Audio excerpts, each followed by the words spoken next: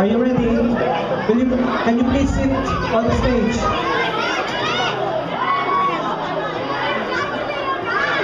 On stage. On stage.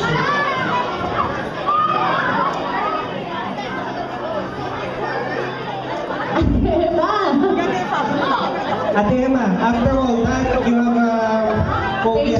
Stage fright already? I know Ate Emma is a born performer. She trains these little kids to be performers themselves.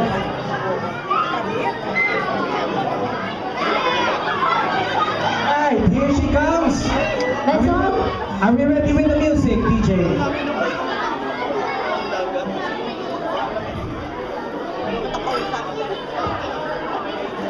Alright, let's play the music.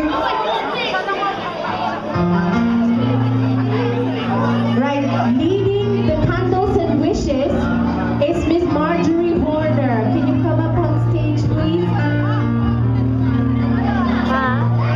Please prepare Yung line. Marichu Vasquez. Sa akin na si Ayla.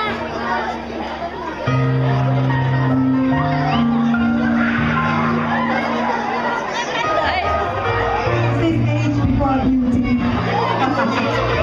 Wow. Basta fighter.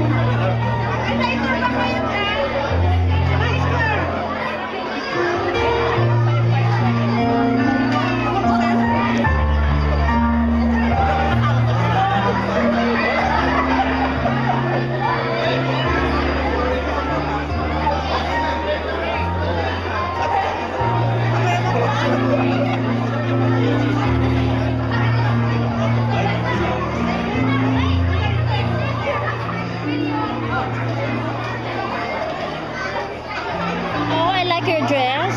It's nice. Magkano ba sa? Ang ganda ng damit niya, oh.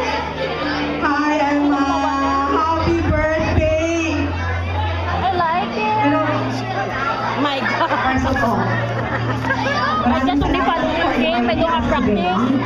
yeah, thank you so much. Ah. And on behalf of me and myself and Tony, Ah. thank you so much. Anyway, happy Yung birthday. I attraction. just want to wish you, and I pray, you know what, it's always my prayer, that God will guide you and shape you, yeah, until beyond the 40, yeah, because, and you know what, I can say to you is that it only starts now, begins now. But you know, Emma, marami pa kang experience after 40, okay? After 40, you will experience more and more, and you will be more, you're independent now, but you will be more independent. You know, you will feel much, much better. Tayong dalawa lang What wala I can say really is that, you know, just keep going. And you know what?